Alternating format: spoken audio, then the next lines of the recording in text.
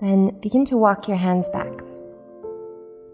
Lean over onto your left outer thigh and sit bone and swing your right leg forward. Move your left shin so it's parallel to the top of the mat. Flex the left foot and root the knife edge of it down. And take hold of your right shin. Flex the right foot and gently stack your right shin onto your left shin.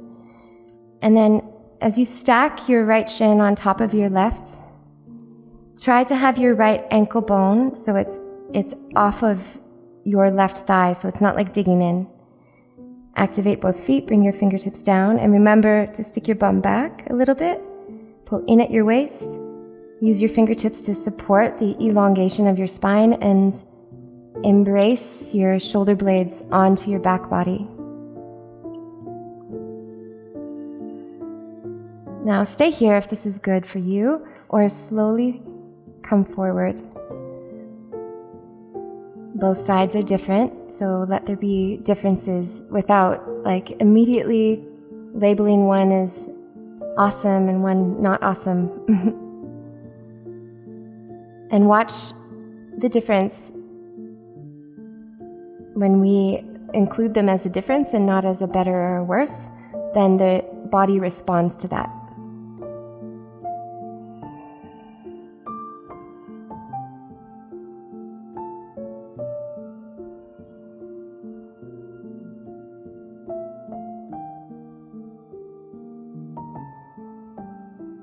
So if you're on your forearms, press your hands down, press your forearms down, and again, like we did in pigeon, pull them back, reach your heart forward and your head forward, reach your bum a little back, and then magnetize your thigh bones towards one another.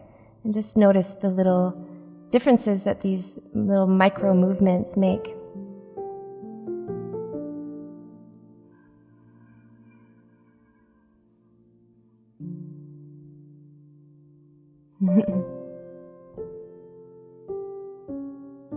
Okay, slowly begin to come up. Hey La, you helping? Thanks for your help. And then move your feet in opposite directions away from one another so you can stack your knees. And again, modify as you need, pillows, blocks, stretch your bottom leg straight if needed. Press through the knife edges of both feet quite firmly into the floor. Root your fingertips, stick your butt back, squeeze your waist, grow up through the crown of your head, and then hug your shoulder blades a little to the midline.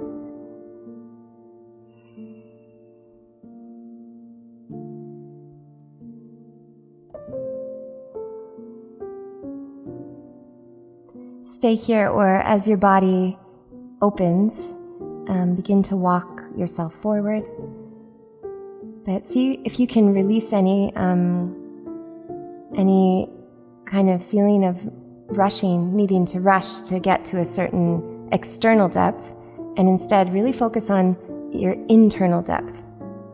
Like dive into and immerse yourself in the sensations that you feel, and notice how they reorganize with your breath.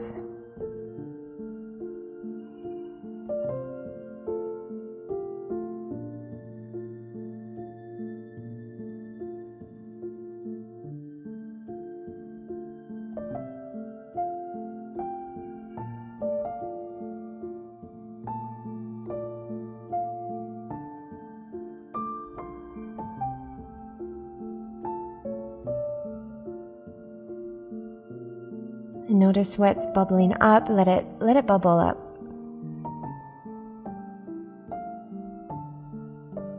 Take one more deep inhale here, and one more exhale. And slowly come and walk your hands back up towards your legs if you've come forward. Walk your fingertips towards the left. Root into your fingertips firmly, so a lot of weight into your shoulders and fingers. Press into your feet and slowly revolve on your feet. Now this time, keep your feet off of your mat. Turn your toes out towards the sides. Make sure your knees and your toes are, oh, you like this one? Make sure your knees and your toes, you want to try too, are pointing in the same direction. And then you can either bring your hands onto the your inner thighs, just above the knee, there's kind of like a little groove there that fits perfectly for your hands, and wrap your fingertips around your knees for this inner thigh stretch. This is nice because it doesn't take much effort. You can just kind of use this leverage of your hands and thighs pressing into one another to kind of chill here. Might not feel super chill, but so this is one option. And then you can turn to one side and explore turning to the other side and choose your own adventures there. Or slide your hands down onto your ankles and place your elbows to the top of your calves. There's a little nuzzly groove there that is made for your elbow. And press your inner thighs in towards your elbows. So you're kind of pressing your knees into elbows and elbows to knees. This one's a little more intense. Reach the crown of your head forward like we've been doing all day long, and keep an engagement through your waistline.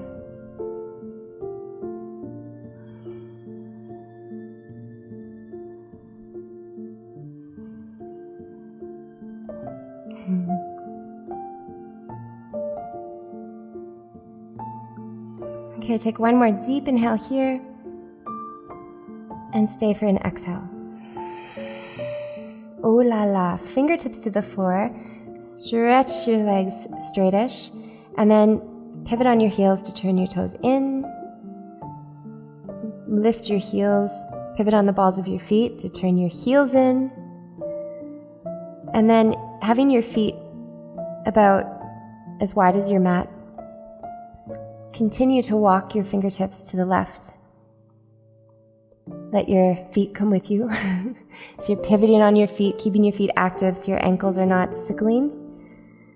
And here we are again. Fingertips to the top of the mat. Left leg crossed in front of your right. Press into the floor through the knife edges of your feet, and then inhale to elongate. So when you think of elongation, we've been really focusing on the spine here, but now really think that it's a whole body party, elongation party. So you're reaching, in the morning when you have that big, wild morning stretch and all of your muscles engage and lengthen. So try and do that here, reach.